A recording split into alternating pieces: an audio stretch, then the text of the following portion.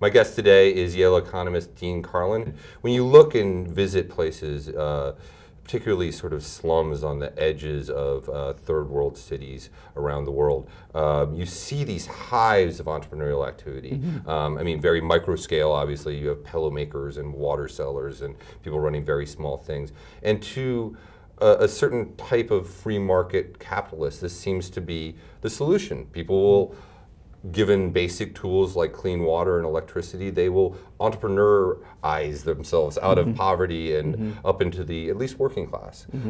You're somewhat skeptical of that thought. In most developing countries, obviously there's always exceptions to every statement like I'm about to make, but if you look at most clients of a microcredit organization, they're not entrepreneurs by choice. This is called I can't get a job, right? Right. And so this is my best alternative. And it might be not that I can't get a job, but the factors of my life in terms of managing my children and things like this force me into a situation where the best I can do is run a little buy-sell store in my house, and that's kind of, given the other constraints and other things I have to manage, that's the best I can pull off. One of the things that we're working a lot on at Innovations for Poverty Action, we just started an initiative on small which is your nonprofit, right? Exactly. We just started an initiative on small and medium enterprise, specifically recognizing this, saying, okay, look, there is a lot of entrepreneurship that we want to figure out how to help it work more and do better. Where are the failures? Where's the failures in the small medium enterprise markets? Are they, what is it preventing them from hiring more people and becoming larger and creating more jobs? Right, and it's this even if they have employees, these are very small scale enterprises typically, right? The micro ones that are the clients of microcredit, yes. Typically the median number of employees is zero. It is just a single individual, right? So when we talk about small to medium enterprise, we're talking ones that are above the microcredit space. Okay. And now the question is, what is it that's holding them at 5 employees? Why not 5? Why can't you go from 5 to 50? Is there a problem in the labor markets? Is there a problem in the financial markets that you're not getting access to capital? Or regulatory, right? I mean, there's a lot of red tapes in a lot of these societies. There's a lot of red tape, a lot of fear of becoming formal, because then that implies taxation. Sure. So there's a lot of different issues in different places, and this is why a lot of the work that we try to do is, rather than looking one thing at a time, is to try to take a step back and say, okay, what are the set of problems that we think might be happening in this market? And now let's put together a collection of researchers who are focused on this. And that's how we're approaching the small and medium enterprise work that we're now engaged in. That's interesting. You talked a little bit about microcredit. There has been a lot of backlash and some cynicism that's developed, certainly among people I've spoken to about this. Some of the rates that you see, and you mentioned some of these in your book, are, I mean, beyond usury. I mean, these are just ridiculously high. But there's a paradox there, is there? There is. So I think there's two things that strike me. One is how quickly the rhetoric can shift. Well, that's true. When the answer really, frankly, well, it was another silver bullet, right? Microcredit was the silver bullet. It was the silver bullet, and somehow we managed to shift to being, it's the pariah it's the here. Devil, yes. It's the devil. And I'm like, well, wait a second, guys. There's something in the middle. And in fact, the evidence is coming out and smack right damn in the middle. So, there are some positive benefits from getting access to credit. Now, you alluded to one of the results, which is a very striking result. There's been so far 3 randomized trials on microcredit.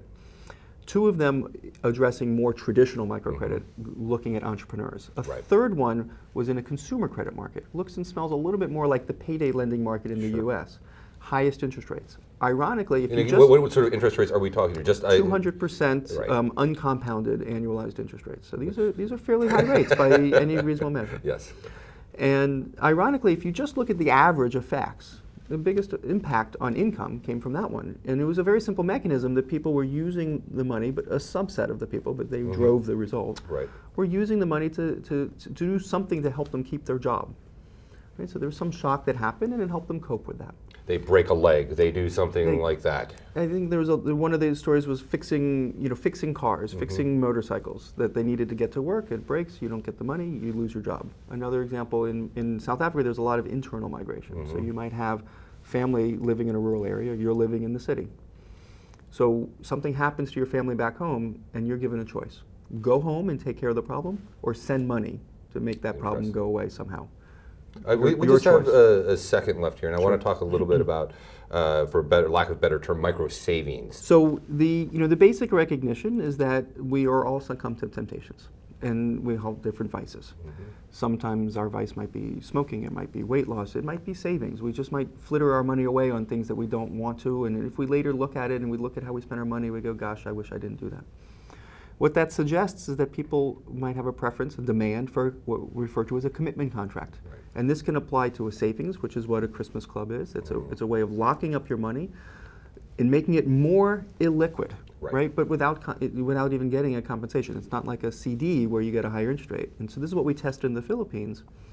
And what we found from that was that people did use them. They really liked it. So they lock into, I'm putting away whatever it is every week. Exactly. And I don't get any interest on this. They get no more interest than their normal account, is what it was. And they're paying a cost in terms of liquidity. So. Exactly. And they could only get their money out once they reached a goal. Right. So their savings went up by 300% for those who took up the account. Not everybody wanted it, which is a good thing, right? You don't want everybody to want this, right? You want those who want to lock it up.